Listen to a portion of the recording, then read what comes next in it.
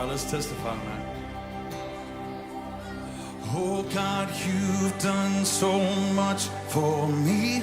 I'm grateful and overwhelmed here at your feet. And I could stay here forever, Lord, but you call me to something more.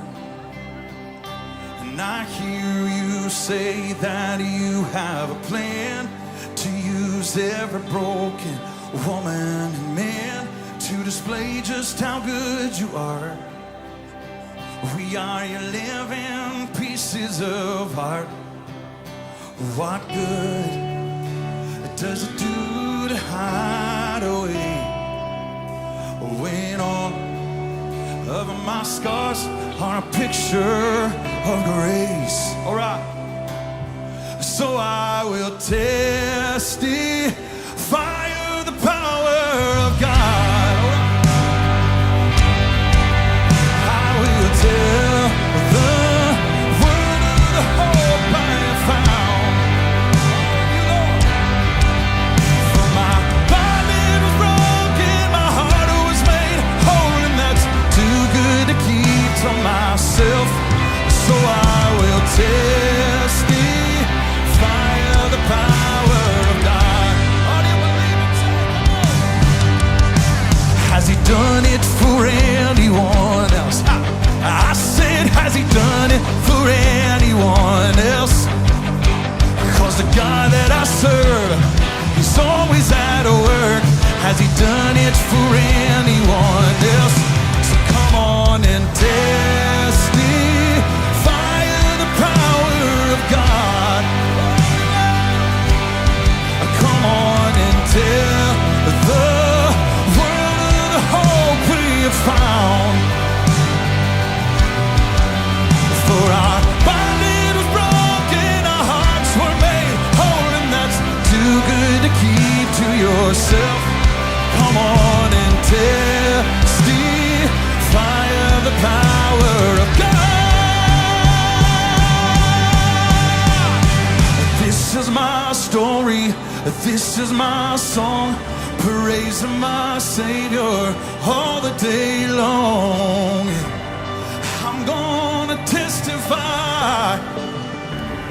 Somebody testify your voice. This is my.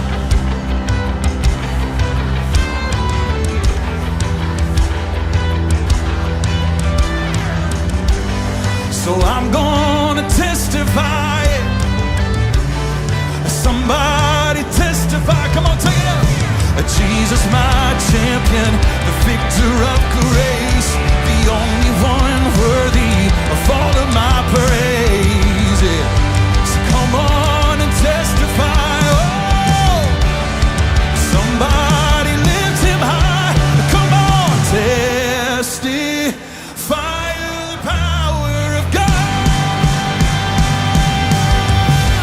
I will tell the world of the hope I have found. Oh, for my body was broken, my heart was made whole, and that's too good to keep to myself. So I will testify of the power of God. Sing that. Oh, my body was broken, my heart was made whole, and that's too good to keep to myself. So I will testify of the power of God. Oh, let's do that right now, Murfreesboro.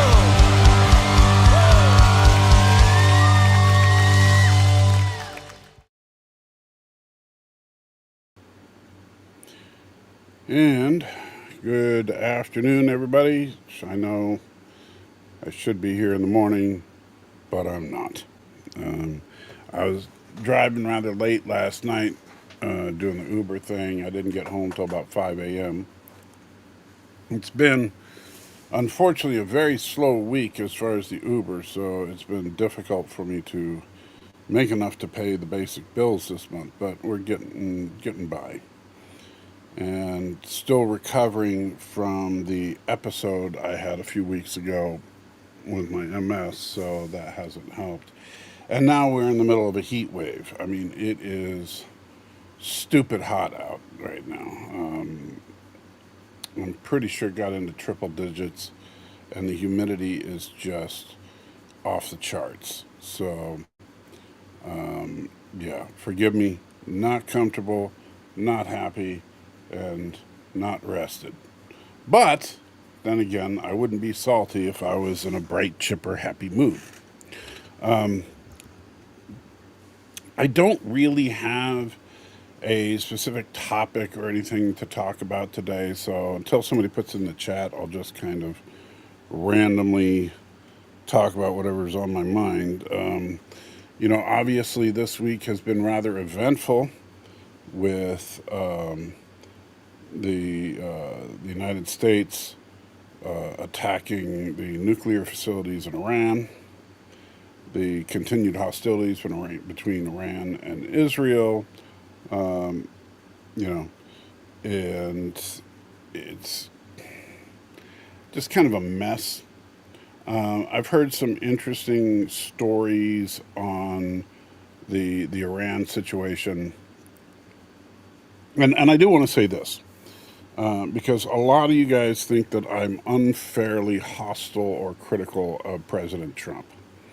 And so when I found out about the airstrikes against the nuclear facilities, I know a lot of people that were critical of it were immediately suggesting that it was unconstitutional because he did not gain congressional approval to commit an act of war. And to which I say, that's not how the Constitution works. I understand that if you don't like what he did, I understand. I mean, obviously, and hey, Daniel, good to see you first in the chat. The funny thing is that we forget that morally correct or morally what you may find morally agreeable and what is legal or constitutional are two different things. So, and Daniel says 60 days, question mark. No idea what you mean. Thomas says undecided on the account. I will tell you this. I am in support of the attack, but I honestly think that if we're going to do it, we should do it right. Rather than take out a couple of Iran's nuclear facilities, we should just take out all of them. And just don't dick around. Send, shock and awe time. We just completely destroy their nuclear infrastructure. Because the problem is, and this is one of the things I've heard from a critic of it, is that, well, sure, you might have destroyed the refining stations at these three places, but they've probably got, material out of those places, so they have the material. And in addition to that, it's not like you destroyed their knowledge of how to refine the uranium, so you haven't solved the problem. And so I say, okay, if solving the problem requires some shock and awe, then let's do some shock and awe. President Bush was talking about attacking Iran, and everybody kept trying to hold him back. And, I happen to think that preventing Iran from becoming a nuclear power is probably a good idea. Because I guarantee you that if Iran develops capable nuclear weapons, that they are going to do everything in their power to get one to a major U.S. port. It will happen. And so I support him on that. I do think it's constitutional because, like Thomas is pointing out, last time we declared a war was in World War II. Congress solely has the power to declare war. But the president is the commander-in-chief of the U.S. Armed Forces. So the president absolutely has the authority to launch a strike as he did. And so there is nothing unconstitutional about it. Now, you might argue whether it's morally sound. You might argue whether or not it's an act of war or whether it's a war crime, but that would have nothing to do with whether it's constitutional or not. And people don't understand that they have to separate these things because the way that the law works is not necessarily just a simple matter of right and wrong. Double envelopment says Screech versus Urkel.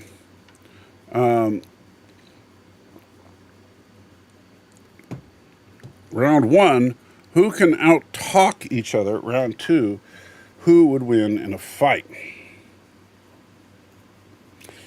Wow. Let's take a look. Urkel, I remember very well. Screech, I remember vaguely. But let me see.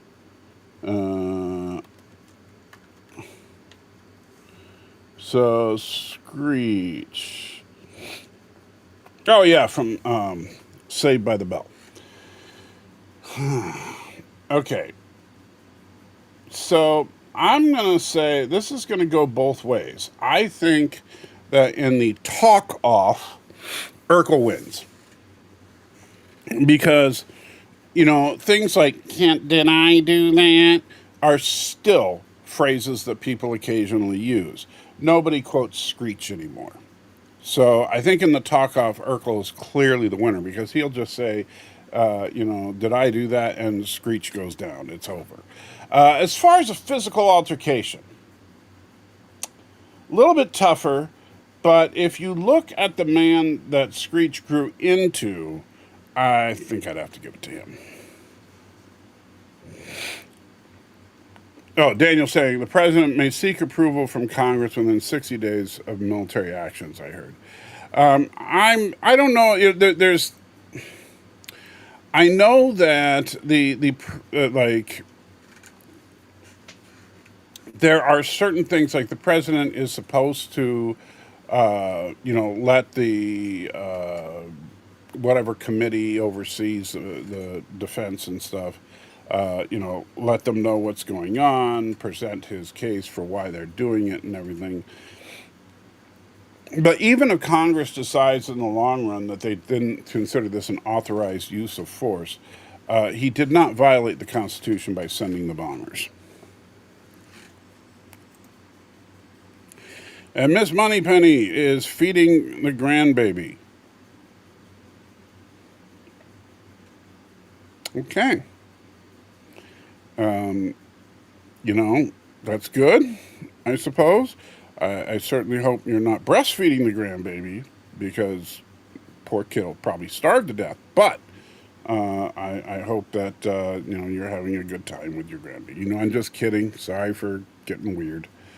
And then Swift -1 waving in. How you doing? Thomas says, even CNN gave Trump credit for how no one knew it was coming. Yeah, it's funny. Except that strangest thing, I got included in this chat the other night, and it said, "Hey guys, we're sending in the bombers to Iran," and I didn't know what they were talking about, so I just exited the chat. But yes, that was a stupid joke. And then people saying hi back and forth is pretty much the rest of the chat, except for Swift saying, yo. Well, yo. By the way, we watched, the wife and I watched that Predator animated film on Hulu. And it's interesting.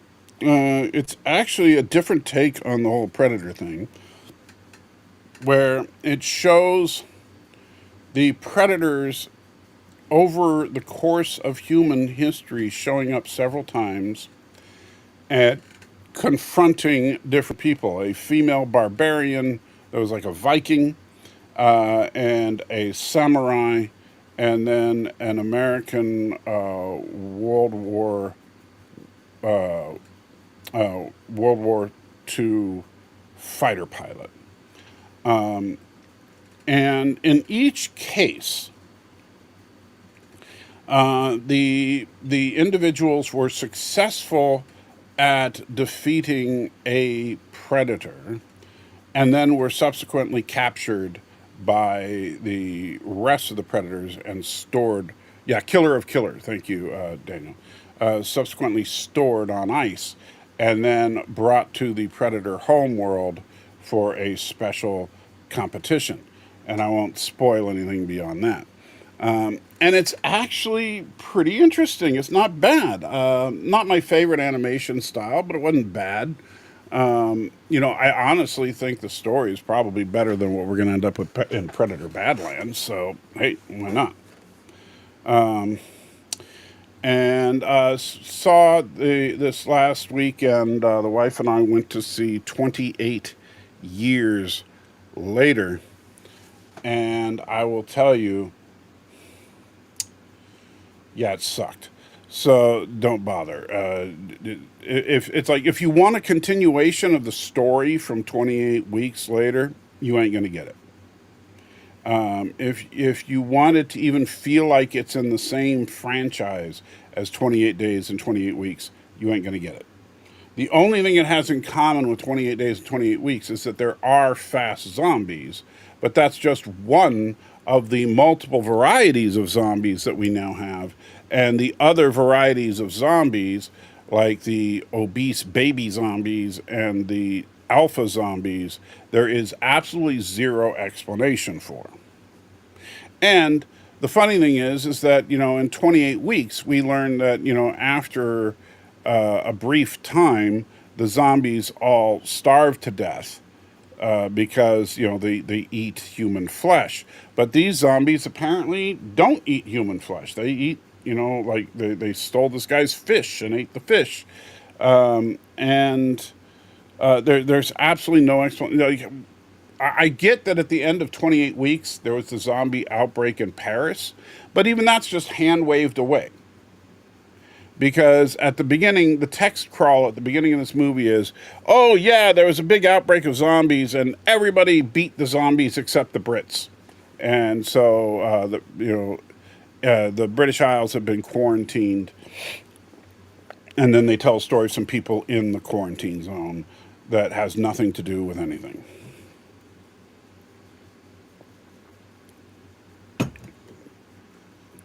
So, do not recommend that. Thomas says, Minecraft movie is on Max now. Awesome. Good movie. It tied to the movie Prey at the end. Well, there was a, I don't know if I would call it tying to the movie Prey as much as just a Prey Easter egg. Because what she's talking about is that, so we see the Predator's storage area where they have these various people throughout history on ice for reasons. And the girl from Prey is one of them. But that just means that we know that Prey, after she beat that predator, I guess, and even though the predators were nice to her and gave her that gun, I guess they're gonna, or did they give her the gun? I don't remember, but it's been a while since I saw Prey. I thought they did. But anyway, the predators are now, they come get her at some point. Tiffany in the house. I thought it was funny. I read that Iran wanted to sue us. I did not hear that Iran was going to sue us, but that is quite funny. And given Trump's history in court, maybe Iran could win. And you could hit him for basically sue him for the damages to all. It's kind of a funny thing because the reason that we bombed them was because we were concerned that they were developing a technology that we don't want them to have. And, it comes into an interesting moral gray area. Do we have the moral authority or moral right to intervene in another sovereign country because we don't want them to have something? On the first hand, you might, the gut reaction would be, well, no, of course not. But what if that thing was a nuclear weapon, and what if that country specifically wants to destroy us, not to mention Israel? becomes a little tougher.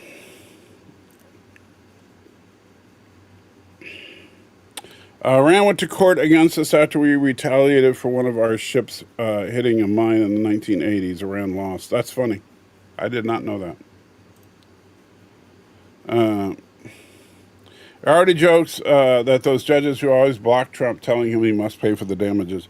Well, obviously, when it comes to the federal injunctions against some of the government's actions, that's where I'm against Trump. I don't think that the executive branch has the right to supersede the judicial.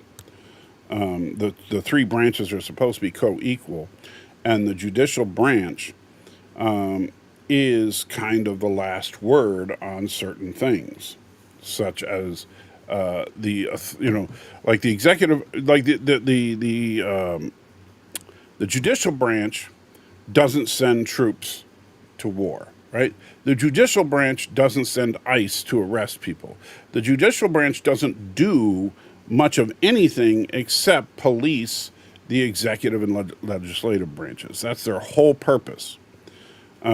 Is to, I mean, yes, they resolve criminal cases and stuff at the lower courts and stuff, but the main thing is to establish the constitutionality of other actions and laws.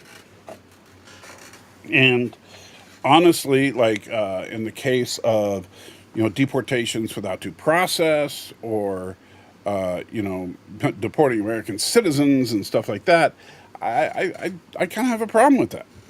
So I don't have a problem with the court stepping in and saying no. That being said, I'm not gonna, just because I may think Trump is a jerk or I may disagree with him on what he did as far as deporting people. That doesn't mean that I'm going to say the president shouldn't have his duly appointed presidential powers, which does include what he did in Iran.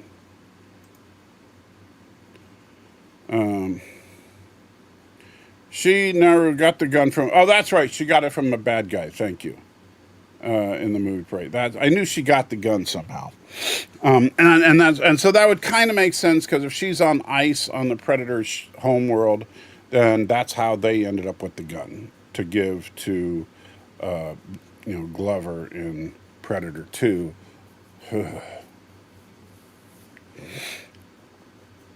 Man, Predator 2 was bad. I actually liked Predators, the one with Adrian Brody. I know a lot of people didn't like that one, but I enjoyed it. And, the Predator was just kind of a mess, turning autism into a superpower and all that. But then Prey I really liked. But this one, it's kind of funny. So since Killer of Killers I liked, it means that Badlands is probably going to suck.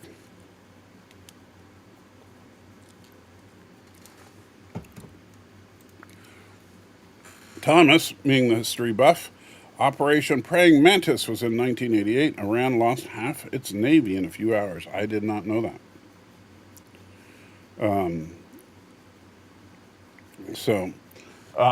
Honestly, without nukes, Iran is no threat to us, clearly.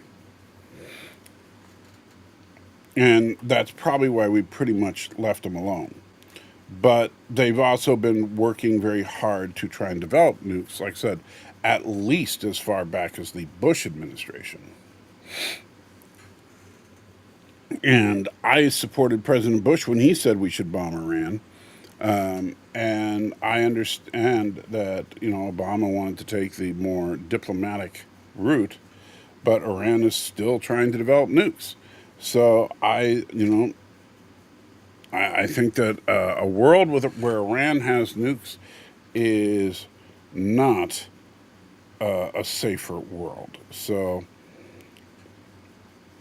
sorry, Iran, because I understand that you may have what you feel are legitimate grievances against the United States and Israel and other nations. And you are, absolutely entitled to those opinions. that being said, I don't think it's a good idea for any country to have as part of their stated ideology the destruction of other countries. Basically, to try and suggest that genocide is a goal to be achieved. What's that?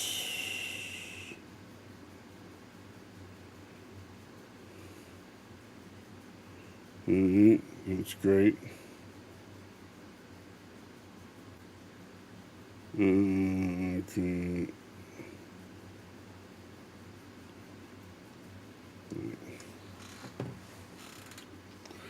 All right.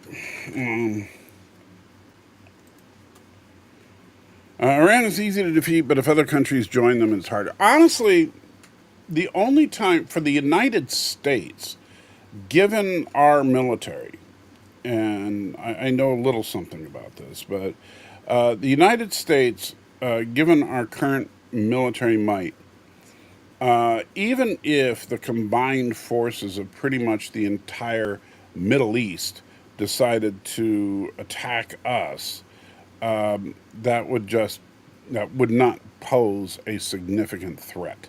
Now it's difficult. The reason the Afghanistan thing was so long and messy, just like it was for the old Soviet campaign, is because when you're fighting, when you're trying to fight against a entrenched enemy that uses guerrilla tactics and low tech solutions like hiding in caves and using tunnels and stuff like that, that's a very difficult thing to do. It's that, but can they threaten us? Like, could ISIS actually wage a war against the United States? No. The only thing they could do is what they did do, and that's to try and do terrorist attacks. And that's why I agree with the policy that if someone commits a terrorist act as a nation, like for example, if Iran bombed an American port or something, then the retaliation is complete and total destruction of the country that attacked us. Now, hopefully, not all the civilians, but at least the entire military apparatus and government. But, preventative things like this, I know is a little more of a gray area.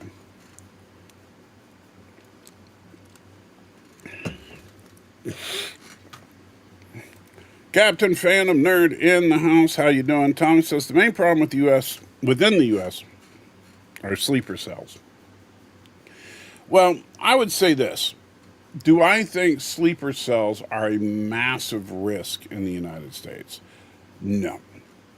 Because to be honest, Homeland Security has done actually, say what you want about it, but they've done a pretty bang up job over these last few decades since 9/11, and have really done, they keep an eye on things like people stockpiling things that could be constructed into massive weapons. The small terrorist attack is difficult to deal with, like when you have, someone with a bomb made out of a crock pot, that takes out a few people at a sports event or something. But large scale terrorist attacks would be very difficult to carry off within the borders of the United States right now. And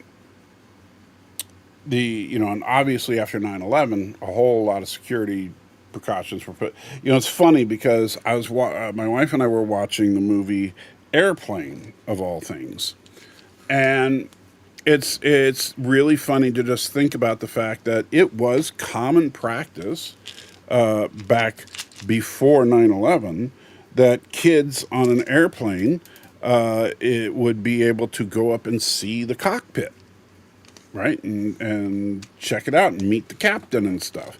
That typically you would, the cockpit door was paper thin and never locked. So you don't think about things like that. Sorry, I'm getting my pills together that I need to take because I love taking pills so much. But so it would be very difficult to pull another 9/11 for sure. It would be, and it would be very difficult to build a weapon within the borders of the United States. The only major threat I see as far as terrorism is if a terrorist group gets their hands on a nuclear device and can get it to an American port. They don't have to get it past the port authorities or anything like that. All they got to do is get it to the port and blow up the port. That would certainly be enough. I mean, if you imagine the utter destruction, if like the port of San Francisco, if someone got a nuclear device there, I mean, it would just, depending on the yield of the nuclear device, because you're not talking about a multiple megaton device. If you're looking at something like this, you're probably looking at kilotons, but you're still looking at a device that would take out a significant part of the neighboring city, not to mention a massive disruption of commerce. So that, I think, is the most dangerous thing that could happen. And so given that, I think it's a good idea to make sure that nations like Iran that are declared enemies of the West should probably not have nukes. Mike Richards, the best thing to come out of Columbus, Ohio since Columbus, says Zort, although it's Zork, not Zort. Get it right.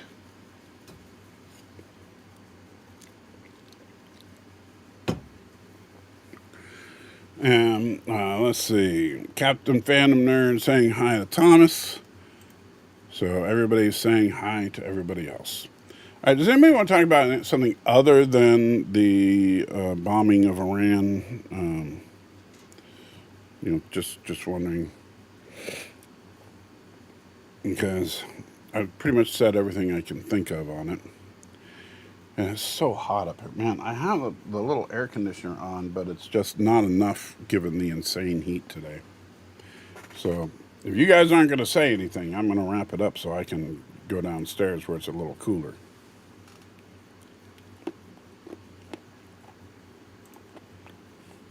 Tom says, let's talk about Rings of Power Season 2. Well, here's the problem. Rings of Power is a beautiful show. And I don't hate it. I don't dislike it. I know I haven't seen Season 2 yet. And here's my problem with it, Thomas. It just feels like what it is. A tacked on, basically update to Lord of the Rings that was not part of the original story. Don says you should get back into Minecraft. They've done a lot of updates. I'm sure they've done a ton.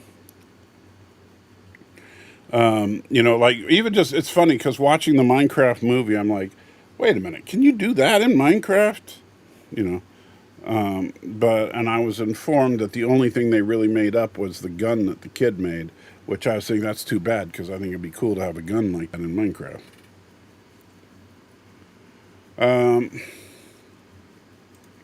Daniel says, yeah, who wins in a fight, the chicken or the egg?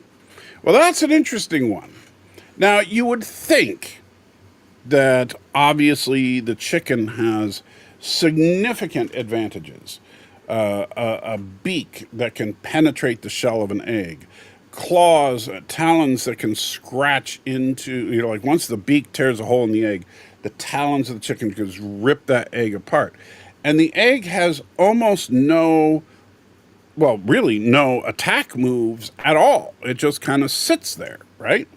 So you would think, no brainer, the chicken wins, right?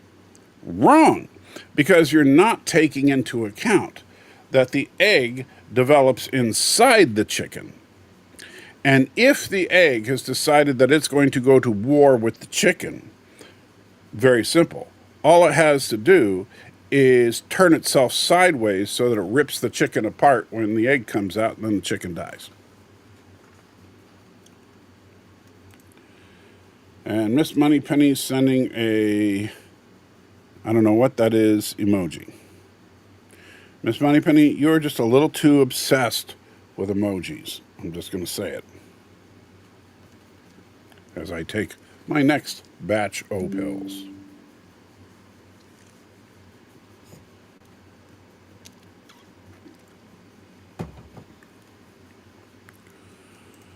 Danny says preemptive strike. Well, that's, yeah, the egg would have the advantage of being able to make a preemptive strike. Chicken can't do that. Once the egg is out, the chicken wins. But the problem is that if the battle begins before the egg is out, the chicken is helpless.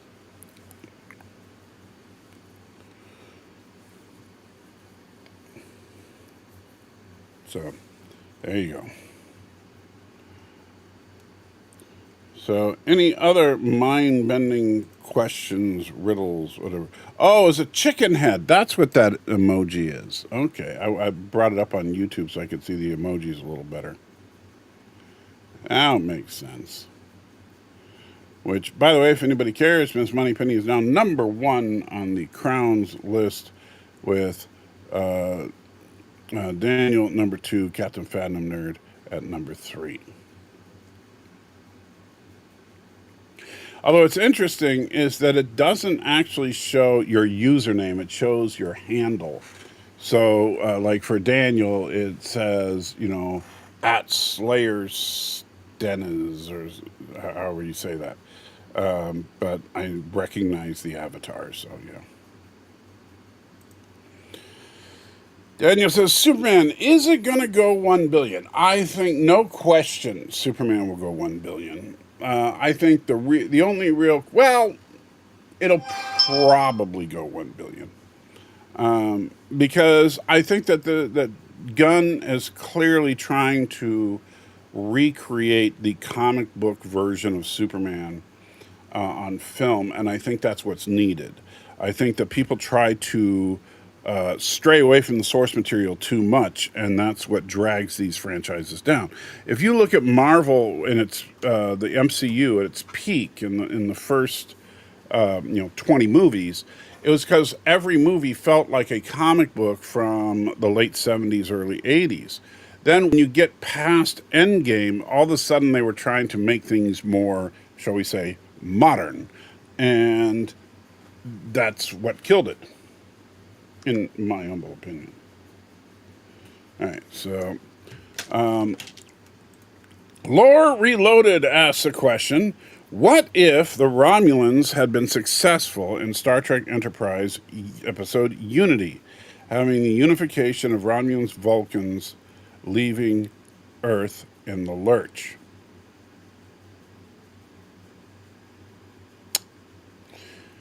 I'm trying to remember the details of Unity. When you said that, I immediately thought of unification as opposed to unity. But it would have completely screwed. I mean, obviously, the United Federation of Planets probably never would have formed in the first place. And I think it would be something similar, actually, to the alternate timeline that we got in Tomorrow and Tomorrow and Tomorrow. I don't know if you've watched that. It's Strange New World Season 2 episode. But in Tomorrow and Tomorrow and Tomorrow, there is a similar circumstance. And, it's not... Well, Vulcan is at war with Romulus, and so is Earth. And the Romulans are winning. And I think that it would be kind of similar to that, except just Vulcan wouldn't be at war with Romulus. I think that the Romulans would be basically slowly spreading and taking over the entire Alpha Quadrant. Because Romulans clearly had superior weapon and stealth technology over everybody else, even though they shouldn't have had cloaking technology in the Enterprise era, but they did, and that's a whole other issue. But but they clearly had superior weapons and they had superior stealth technology. While the Vulcans had the most advanced propulsion and sensors. So if you combine that, that would have been bad news. So yeah, I don't think that the United Earth would have a chance because the best thing that United Earth could come up with was the NX class, and compared to a Vulcan, heavy cruiser, the NX class was just target practice. So imagine that now with Romulan weapons and stealth tech, that would be pretty nasty. Yuckster says hello. How you doing, Yuckster? I am hot and tired. But the good news is that the annoying sound from my phone was that my Home Depot order has indeed arrived, which is just a filter for the air conditioner. Not the one up here. Unfortunately, the one up here is just unfortunately, I think it's just too dang hot today for that little thing to be able. It's not. It's not as hot as it could be up here, but it is definitely not comfortable. Youngster says, I read somewhere there's a theory that Cain killed Abel because there was a love triangle and between T eventually became Cain's wife. I don't know where that theory would have come from, Youngster, but it certainly isn't biblical in any way, shape, or form. I mean, the thing is that you don't need to figure out why Cain killed Abel because the Bible tells you why Cain killed Abel. Cain killed Abel because God found favor in Abel's offering and did not find favor in Cain's offering, and he was jealous. And as far as Cain's wife, she was nowhere near. It says that Cain went to the land of Nod, and that's where he took his wife. And so, which is also one of the things that does support the idea that Adam and Eve were not the only two people on planet Earth. Sure, they don't want a stronger Vulcan. How would Earth stand against the Dominion if they were introduced during the Star Trek Enterprise side attack Earth instead of the Xindi? Well, that's an interesting question. We don't really know the status of the Dominion in the 22nd century. So I guess it would really depend on how quickly they develop their technology. I mean, we know that by the 24th century that Dominion technology was, at first glance, superior to Federation.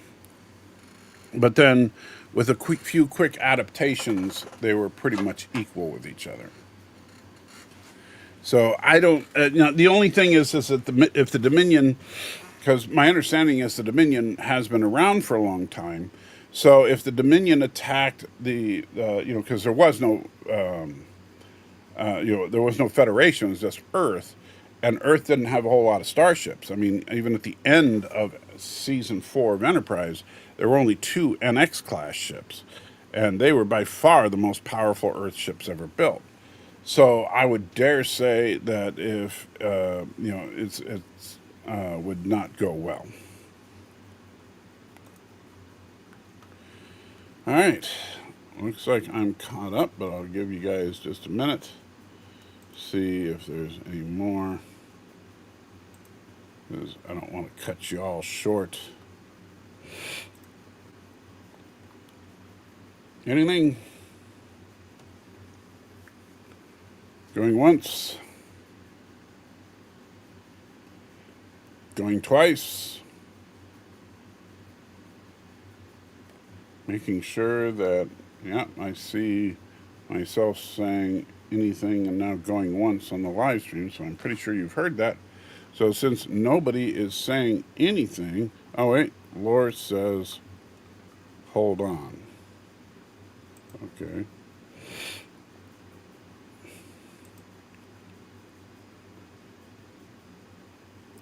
What do you think about the right in LA? I assume you mean the riot in LA. Now, my understanding, and I could be wrong about this, but from some of the stuff that I've seen, my understanding is that calling it riots is something of an overstatement, but, you know,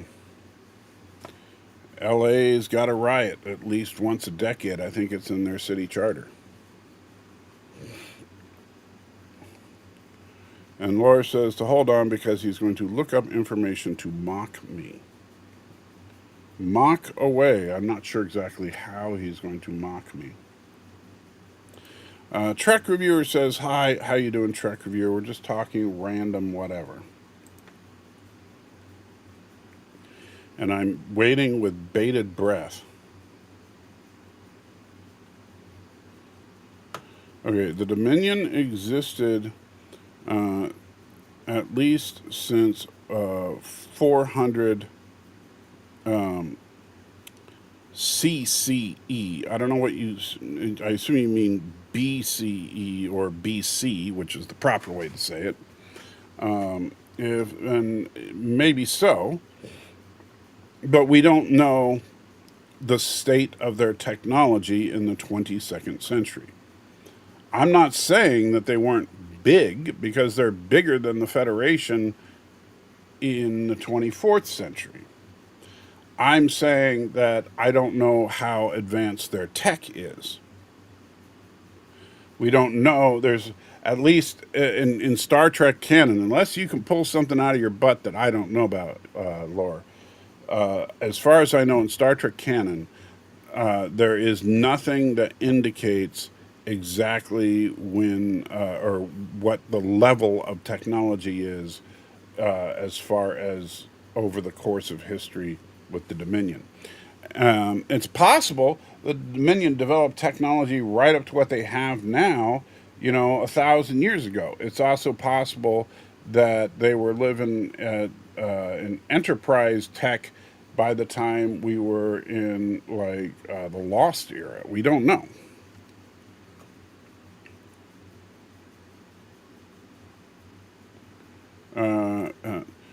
So the Republic extended for thousands of years. Their technology never.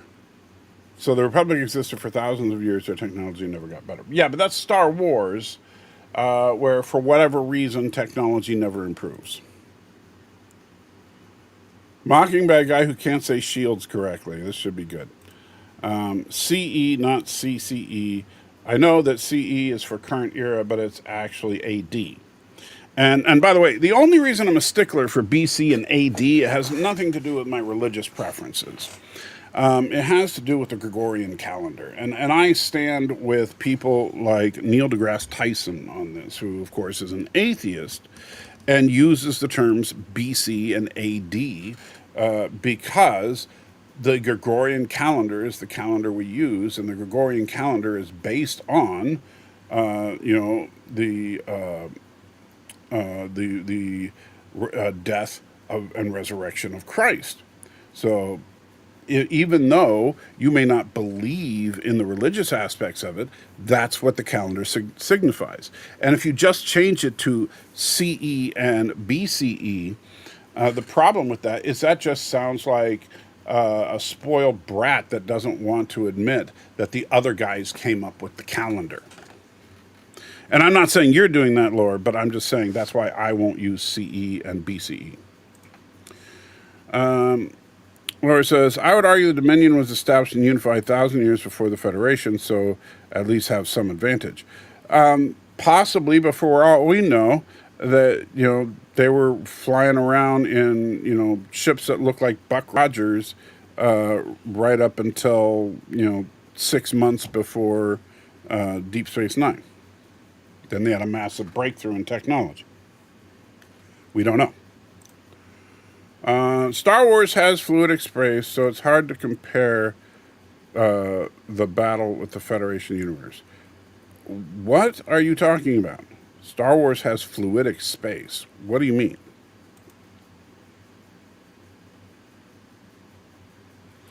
My thousands of subs don't seem to care, lad. Way to mock someone's regional accent. Very Trek of you. Well, I know. Just like how you are such a Trek expert because you know, unlike everybody else, that they never say transwarp in Star Trek 3. Said C and BCE just make you rant on it, bored on that score. Okay, well, that's fair enough. You know how to push my buttons, so there you go. But it doesn't make me mad. I think honestly, and even though if you're doing it just to push my buttons, fine. But I think that when people insist on using CE and BCE, it's a sign of immaturity.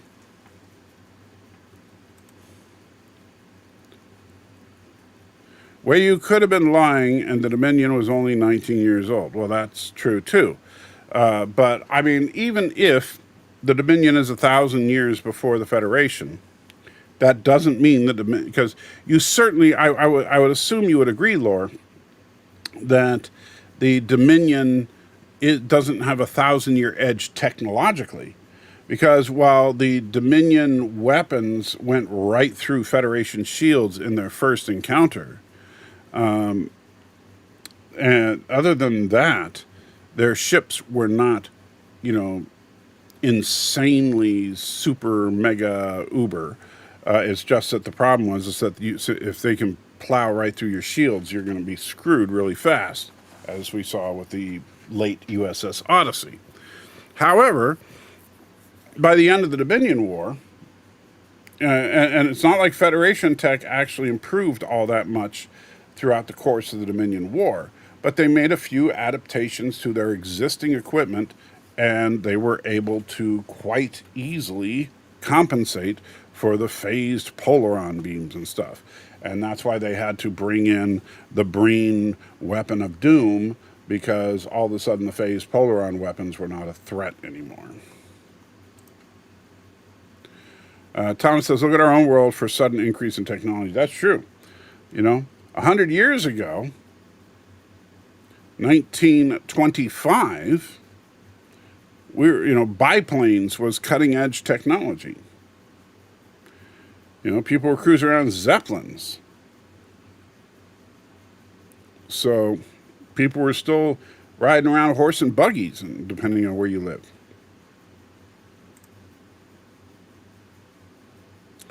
Only BC is necessary. The rest is just confusing and unnecessary.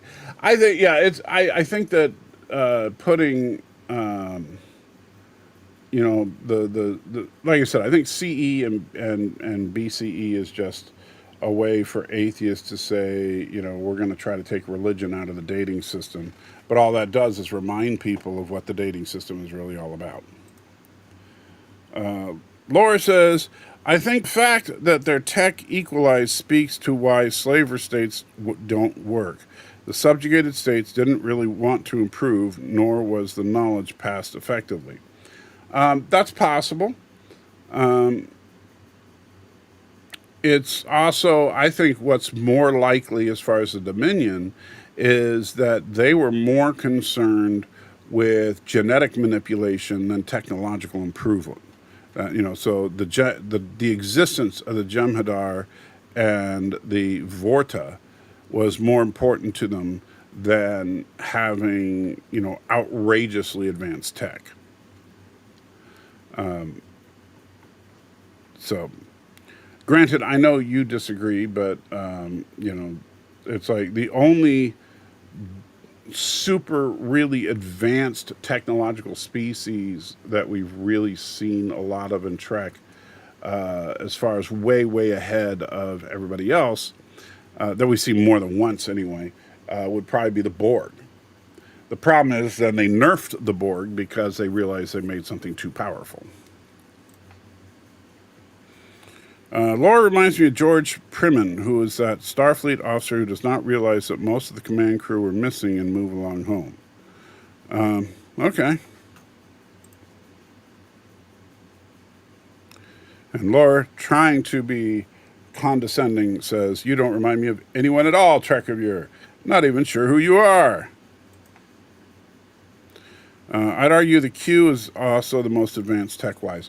Well, the problem with you could also argue the same thing about Trelane, because and I know we've talked about this a little bit, but Trelane, I mean, Trelane is proto Q. I mean, the Q was based on Trelane from a writer's standpoint, but they both use technology to augment whatever their innate abilities are.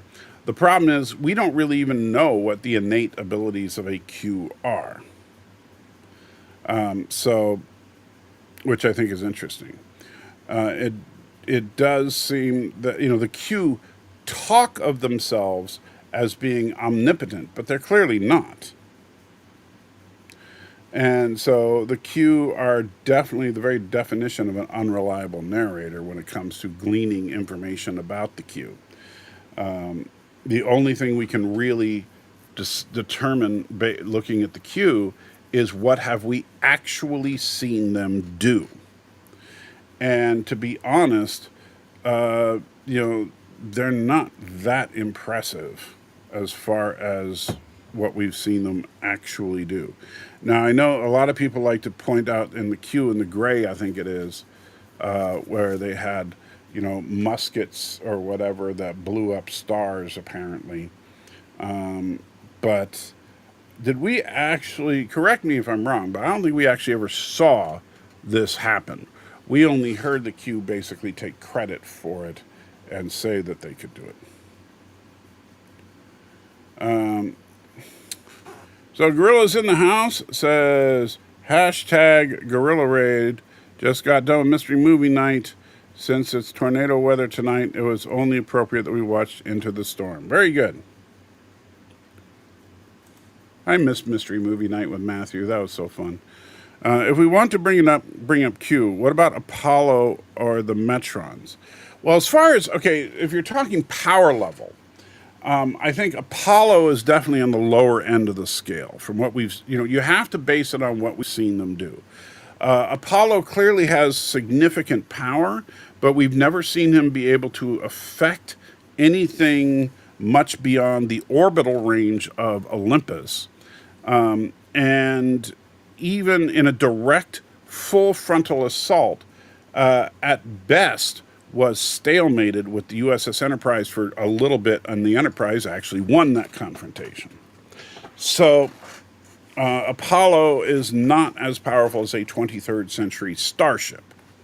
The Metron's a whole other story.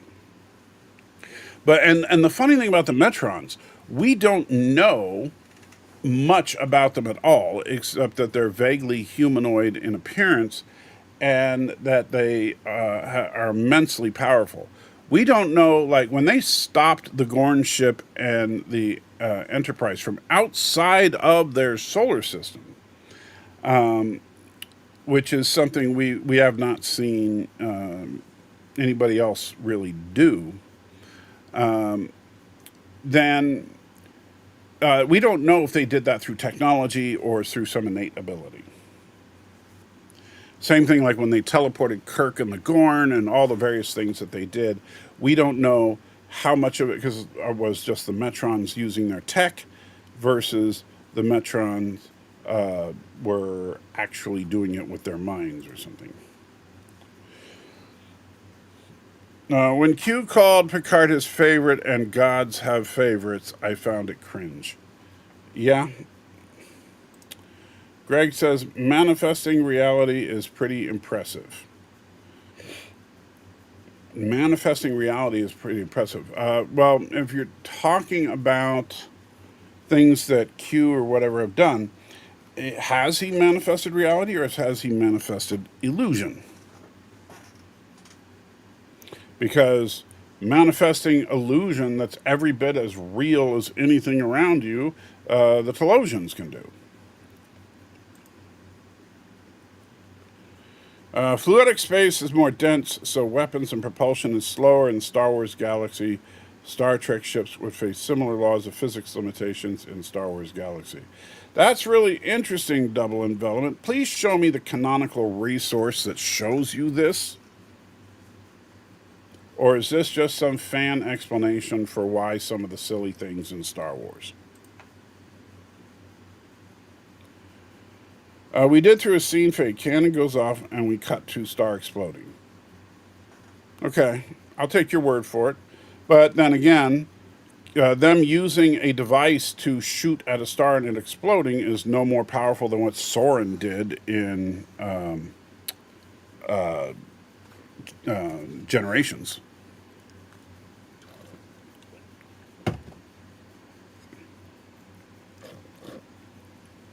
Just saying.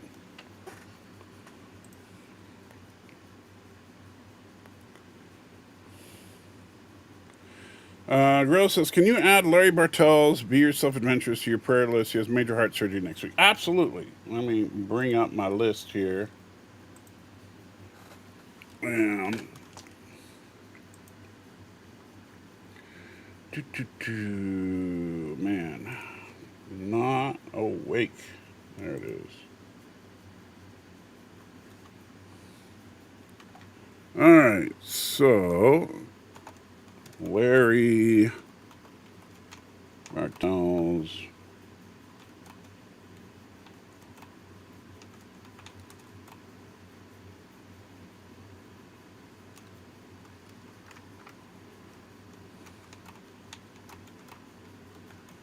Got it.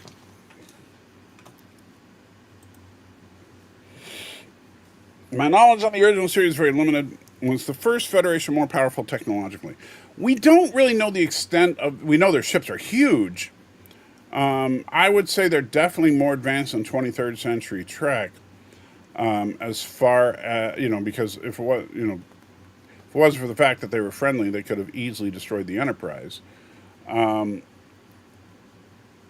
So I would say they're definitely more powerful than the Federation. But for example, how would they handle a couple of Jem'Hadar, battleships? I don't know. And Laura says holodecks manifest reality. That is actually true. Who would win, Death Star or the Borg Spear? That's an interesting one. So, a lot of people would immediately assume the Death Star because the super laser could eviscerate a single Borg ship. And this is true, but the problem that you would have is that the Death Star's super laser takes time to charge and time to aim. It's not like you can target a fast moving target. And that is one of the big advantages that everything in Star Trek has over Star Wars, is that at sublight speeds, Star Trek ships literally can just run circles around anything in Star Wars. And the thing is that the Borg have this nasty habit, as we saw in the movie First Contact, that even if you manage to target and obliterate the Borg sphere, they wouldn't care because they would have beamed several Borg onto the Death Star. Once you have as one Borg on the Death Star, it's over. Because that Borg is going to immediately assimilate a stormtrooper, who's going to immediately assimilate another stormtrooper, and then those 3 stormtroopers are going to assimilate 3 more, and then those 6 stormtroopers are going to assimilate 6 more, etc., etc. And not to mention the fact that they're going to slowly assimilate the Death Star itself, and so then the Death Star over time would become a Borg supersphere. However, Lord disagrees and says that Death Star would obliterate a sphere. Yeah, I said obliterate, but yeah, I got what you meant. The problem is though is that based on what, Lord? I mean, the range difference is ridiculous. The speed difference is ridiculous. It's no contest. Thomas House points out the Death Star laser is also only on one side. Yes, and the thing is that every race in Star Trek has scanning devices far superior to what we see in Star Wars. And so, if you consider that, even the briefest of scans of a Death Star would show you that the giant radar dish on the Death Star is, in fact, a weapon, and you ought to stay out of its firing arc. The Empire did nothing wrong. What about the millions of slave labor prisoners they worked to death to build Death Star widgets in Andor? Well, first of all, those were convicted criminals. And there is absolutely, even in the United States, in the United States, slavery is not illegal if somebody is in prison. That is a bona fide fact, by the way. Read your Constitution. The more you know. But yeah, if somebody is in prison, that is an exception to the anti-slavery amendment. That's rebel scum propaganda. They volunteered. Well, they didn't volunteer. They were prison labor. And there's nothing illegal about prison labor, even in the United States today.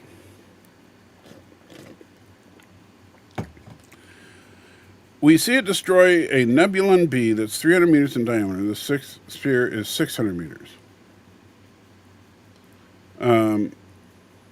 Yeah, so I'm not saying the super laser couldn't destroy the sphere, Lore, but you got to get a shot, and B, the Borg would have already beamed at least some drones onto the Death Star, to which the Empire would have no defense.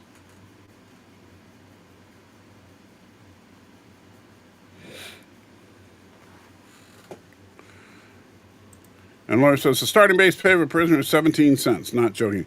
Yeah, by the way, yeah, Laura would know this. So, but the thing is that that's not even required, though, by the Constitution. By the Constitution, slave labor is absolutely permissible to someone who is incarcerated. So let's see, find the actual language of it.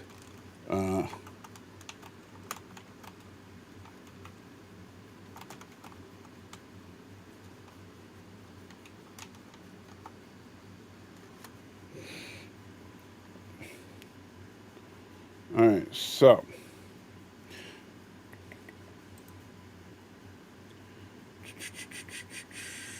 trying to find so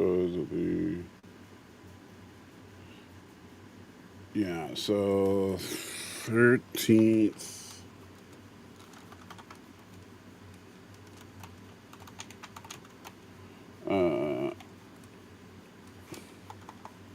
So it's the punishment clause of the 13th Amendment of the Constitution of the United States. Let's see. So the 13th Amendment says the following: neither slavery nor involuntary servitude, except as punishment for crime whereof the party shall have been fully convicted, shall exist within the United States or any place subject to their jurisdiction. So, the simple fact is that the Constitution of the United States specifically says, yeah, slavery is illegal unless you've been convicted of a crime. Laura says, you argue the Empire isn't evil. I would definitely argue the New Republic in the shows is Empire light, Empire within democracy. Well, okay, so as far as when just oversimplifying my argument, I'm not arguing that the Empire isn't evil. I'm arguing that the Empire did nothing wrong when it comes to the rebellion. So if you look at the timeline, when we look at Andor, we look at A New Hope, we look at all the information we now have from the prequels up to A New Hope. The interesting thing is that you had a republic that was really a government being heavily influenced by a group of religious zealots that lived in a temple, and these religious zealots abducted children and brainwashed them into their belief system. Now, after a period of time, a group of anti-religious zealots, known as the Sith, decided that they wanted to usurp this whole system. They happened to have a political person in power, Senator Palpatine, who they managed to get into the position of Chancellor. During the war, Chancellor restructured the, and by the way, given legally powers by the Senate, he restructured the Republic into the First Galactic Empire. So far, Palpatine, while you could absolutely argue that he's, evil, he is definitely not doing anything illegal. However, and his stated goal all along, and even by the way, it's kind of interesting because this is even supported by lines from Vader and Palpatine in the original trilogy, is the primary goal of the Sith is peace and order in the galaxy. That's it. Not, oh, we're going to oppress everyone. No, it's peace and order. Usually when we hear really, truly evil speak going on in the Empire, it's from the people that are at lower ranks, like Grand Moff Tarkin, not the Emperor Vader. But anyway, so the Emperor then establishes the Empire, and the Empire roots out the Jedi, who, by the way, did in fact try to stage a coup and have the Jedi themselves take direct control of the government. And fortunately, for the sake of the status quo, the Emperor just happened to be an expert swordsman and was able to defend himself. But so the Jedi did in fact try an assassination. They did in fact try to take over, and they failed. Now, with the Jedi defeated, what happened after that? Well, what we have assumed all these years is that the Empire was this brutal, oppressive regime where everybody was just, walking around under the iron fist of the Emperor, and stormtroopers ever gazing at them, ready to shoot them for no reason. Except that what we find out is that's not true at all. If you look at Andor, because, the interesting thing is Andor is really, I think, the most civilian stuff we've ever gotten in Star Wars, where we actually focus on civilian life more than the actual military of either the rebels, resistance, empire, whatever. And if we look at civilians under Imperial rule at the beginning of Andor, for the most part, people had their freedoms. You had freedom of travel. You could choose whatever career you wanted to do. You could excel, all that.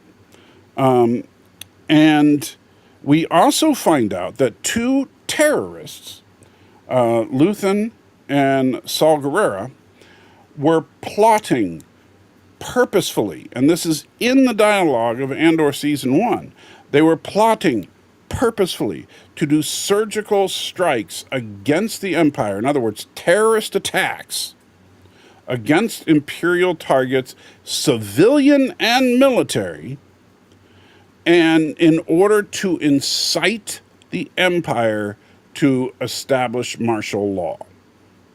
Now, the reason they wanted to do this was because if the Empire, in order to clamp down on all these terrorist attacks, established martial law, then people would start to see, oh man, our freedoms are being curtailed. And then they would join the rebellion. And that's exactly what happened.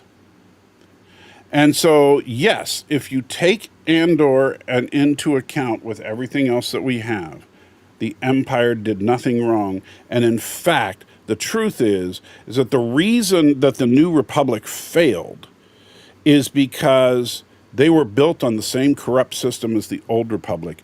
And Luke and Leia and Han were all tricked by the ultimate villain of the Star Wars saga, Obi-Wan Kenobi, who groomed Luke Skywalker from a young age to start to believe in the crap that Obi-Wan himself was brainwashed into decades earlier.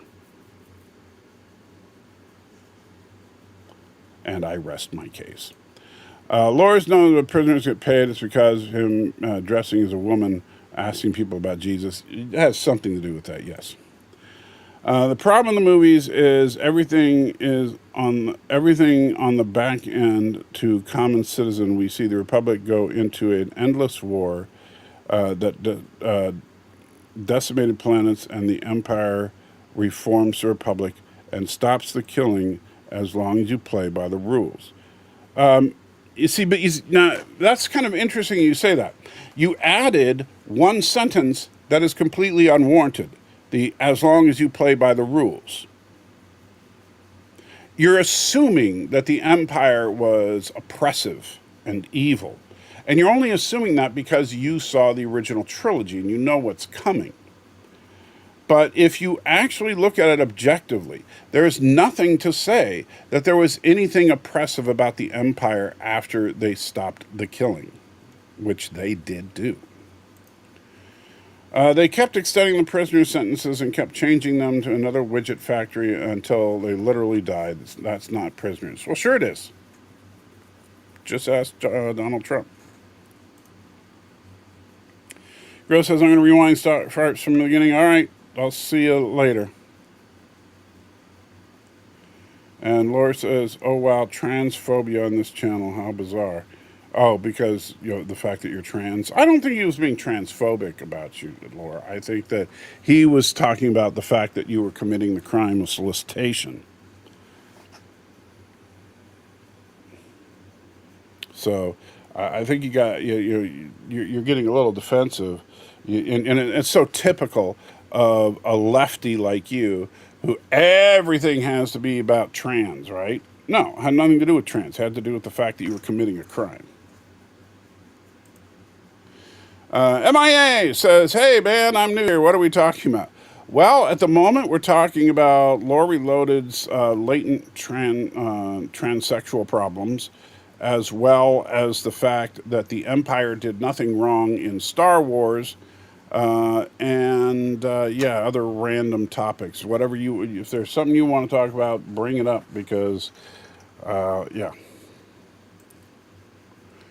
didn't they have torture in Andor Season 1? I'm trying to remember. Did they show torture in Andor Season 1? If they did, Oh, yeah, they had the thing where they were trying to extract the truth from that one chick, and they used some kind of weird psychological thing that messed with your head. And of course, we don't do anything like that in the United States, ever, enhanced interrogation. And Laura says, oh, solicitation, that's fair, yes. Because you were committing that crime. Yeah, why would you being a trans have anything to do with you knowing what prisoners are paid? I mean, if you just said female prisoners, then maybe. Oh man, that was bad.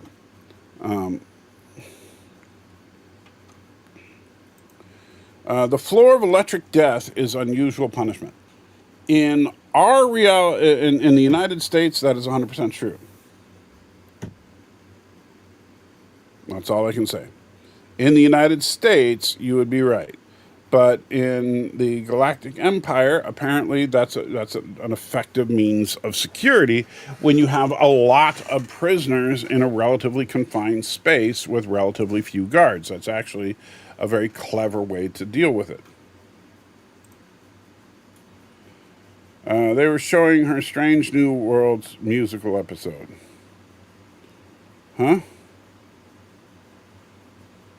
I'm not sure what you mean, Thomas. So MIA, did you have something you wanted to say, or you just now MIA? See what I did there? But yeah, Laura, so overall, I don't think you can make a case that the Empire really that a rebellion was warranted against the empire. Did it need some reforms? Sure. But did was it as bad as people make it out to be? No, not at all. Andrew, yes, they had a mind scream sound machine to hear death sounds from species that would drive people mad. Yeah, that's what it was. So, and we don't do anything like that ever, right? Just picked up Logan's Run TV series on DVD. It was an underrated series that should have gotten more than 14 episodes ago. I disagree. I thought the Logan's Run movie was good. I didn't care for the series. Laura says, I didn't hate the musical episode, probably sacrilege on this channel. There's a lot of varying feelings about it. I've said multiple times that while I didn't like it the first time I watched it, after watching it a few more times, I've actually come to really appreciate it for what it is. Fruit Inspector says, where's the link for the stream? Well, you're here, so you found it.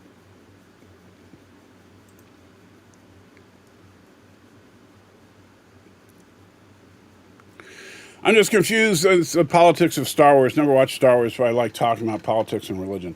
Well, yeah, it's just today we've just been talking about random stuff because I was really late from my regular live stream. Usually we talk more religious-y stuff. But today people want to talk about why, lore is wrong about Star Wars. I would bet money TOS would do it. What, a musical episode? The TOS has had a musical episode. Everybody thinks that, oh my gosh, I can't believe they did a musical episode in Strange New Worlds. And it's like, did you not see The Way to Eden? That is a musical episode.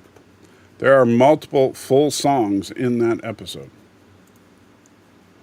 I'm actually surprised the Sith didn't outlaw religion. The Force doesn't appear to be used by secular organizations. Good way to snuff it out. You would think, I mean, they destroyed the Jedi Temple, but, again, it's making, unfortunately, and this is unfortunate, Lord, because I do think that the prequels and Andor and stuff have completely gutted the beauty of the original trilogy. Because the Sith, once you take all of Star Wars into account, there's nothing that seems to be inherently evil about being Sith. It just means that your access to the Force is through emotional means as opposed to meditational, disciplinary means. Daniel says, musical episodes, Best Strange New Worlds. Fruit Inspector says, I thought I could join up on the stream. No, this isn't a, pop in, pop out kind of stream. This is just I'm sitting here hogging up all the time for myself because I'm a stubborn bastard stream. So, yeah. All right, so anything else before we wrap things up? I've been going for about an hour and a half. I know that's not particularly long for me, but it feels like it's about 100 degrees in here. Anybody? Anybody at all? We've talked about how slavery is legal in the United States. We've talked about how the Empire did nothing wrong. Talked about how Lore Reloaded is a little sensitive about his transgender issues. But is there anything else we need to cover?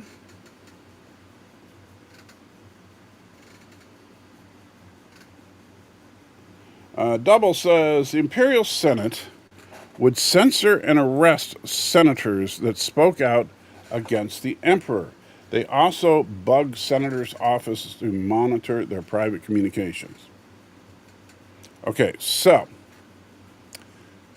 let me ask you this, and I know it's hypothetical, or not a hypothetical, a rhetorical question because you can't directly answer me. But I would ask you to think, should there be a rebellion to overthrow the United States government right now? Because everything you just said has happened in our federal government in my lifetime. So what? Some of it very recently. And yet people will defend it because it's their guy in office.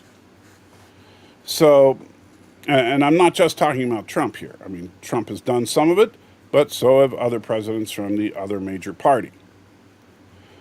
It's everything you just described is stuff that has gone on in the United States, you know, recently. And Laura says Salty supports January 8th confirmed. I absolutely support January 8th. Absolutely. Boy, January 8th, that was awesome. Now, January 6th, I do not support, but January 8th, 100%. And Thomas obviously understands that. Because, some people can't get their dates right. January 6th, whatever. Laura's just confirmed that he doesn't give a crap about history. No, I'm kidding. But no, I'm saying I actually I think that what the people that invaded the Capitol on January 6th belong in prison. Now there are also, and the interesting thing is, and it's so funny because you hear the arguments that come from people on the left and the right, and both are right and both are wrong, is that people that are generally, like the MAGA type Republicans are saying it was a peaceful protest. Didn't you see the footage of them just calmly being let into the building and walking through the aisles and looking at the paintings and just enjoying their time in the Capitol building?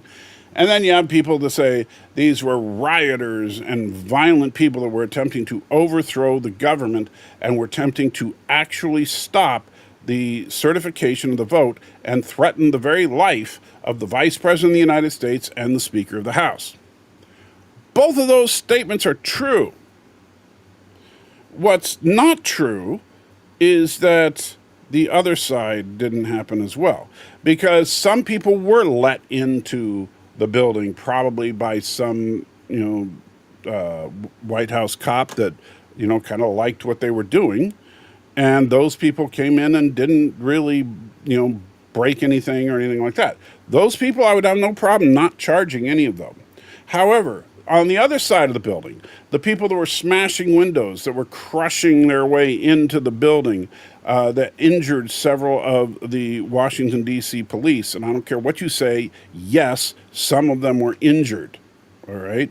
I know people say, oh, the only person that was shot was the one protester. You know what? They're lucky they didn't all get shot, in my opinion. Quite frankly, I think that they showed incredible restraint, because I think the proper thing to do when the Capitol building is being invaded by a violent mob, as they were, would be to open fire indiscriminately into that crowd. As far as the ones that were actually breaching the building. I'm not talking about the people on the other side that were let in and were calmly walking through the aisles. I'm talking about the people that were pushing their way in and screaming for the head of Mike Pence and Nancy Pelosi. Those people, the fact that they were actively threatening the legitimate government of the United States, I would have had no problem if they just opened fire into the crowd. None whatsoever. They showed incredible restraint in not doing that. But people want to bitch because one person got shot. Well, that's insane. A lot more should have been. And the fact that Trump pardoned every one of them, honestly, it's as a matter of law, that's over. He has the right to do that. But as a matter of just personal conviction, it makes me sick to my stomach.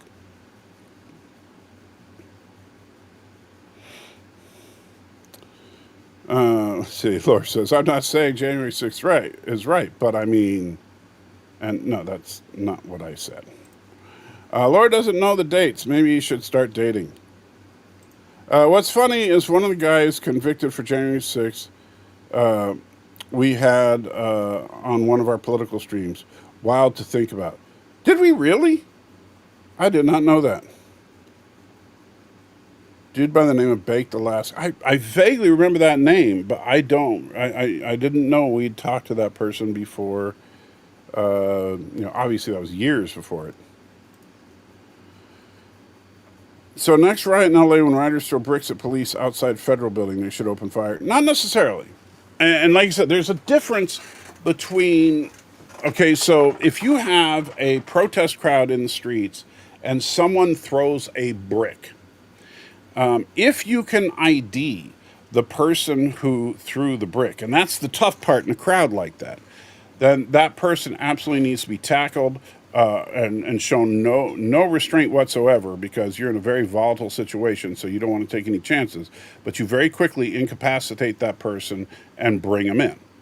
However, if you have a group of people invading a building, then yes, it's so funny because the same people that think that we shouldn't have done anything about the January 6th protesters that were invading the Capitol building believe in stand your ground, which means that if somebody walks into your house, you can just shoot them dead.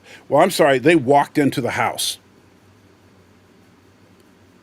I think stand your ground rules definitely apply there.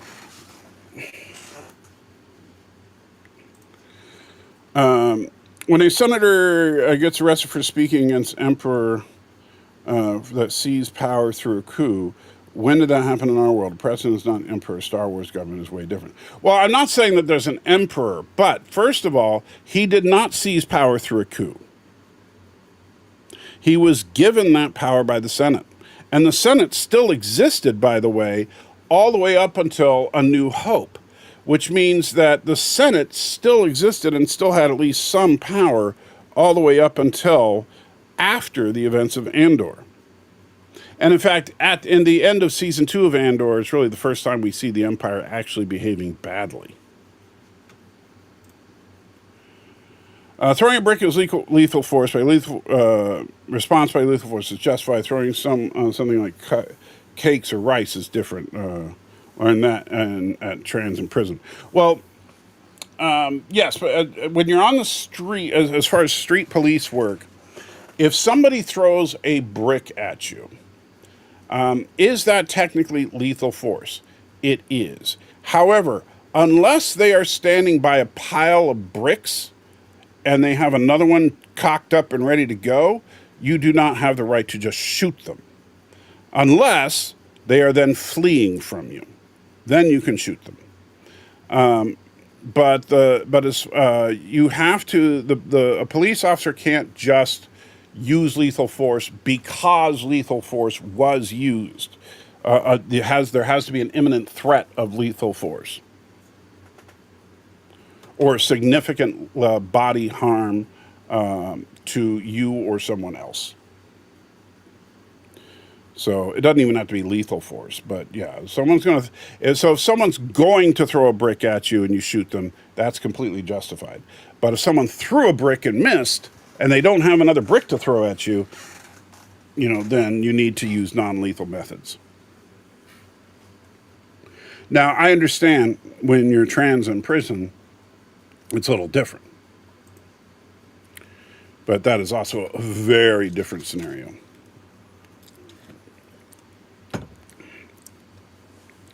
All right, so that was an interesting little sidebar. All right, anything else before I wrap up? And what I'm going to do, see, I hold it in my hand. That way I know when I said that, because then I know that I can end the show when I see my hand on the other screen. So I'm watching the other screen, seeing if you guys have, said anything in the chat so far. Oh, wait, except that the other screen is way behind, so I got over again. All right, so let's try that again. Let's see. Daniel has the _1 crown, so wins. Laura says, I want more XPs. Well, Laura, you currently have 75 XP. Daniel is currently #1 with 150. Double Envelopment is #2 with 150, and Thomas Potts is #3 with 125. Thomas says, I want more Laura and Salty. I'd like to do streams with Laura again. That was fun. But unfortunately, Laura is such a jerk that, you can't ever commit to anything. So it's just how it is. And of course, with my recent health crises knocked me out of the loop for a while. I'm still not completely back. It's amazing what that did to me. I mean, I've never felt anything quite like that, and I hope I don't ever have to again, even though chances are I will in the next 8 to 18 months, which doesn't exactly sound thrilling to me. All right, so with that happy thought, I think we will wrap things up. Thank you guys for hanging out with me. Too many things to type to disprove your claim the umpire did nothing wrong. Well, you don't have to disprove everything. Just disprove. When did show me where from what we actually saw on screen that people's freedoms were being curtailed prior to all the terrorist attacks against the empire. And I'll be honest, if there was a terror campaign going on in the borders of the United States at the same level that Luthen and Saul were committing in the empire, the United States government would have declared martial law. And people would be complaining about it, and people would be bitching about it, and they'd say how unfair it is. But the thing is that that's why martial law exists. The Marshall Plan. It's not something you want to use, but it's something to use when things are getting out of control. And so the reason for the evil empire is because of the rebellion. And so the rebels of Star Wars were truly a terrorist group.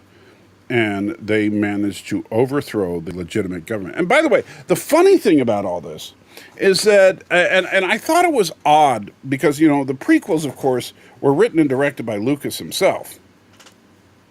And I thought it was odd that the prequels kind of almost set this up, like there was no other way to do it.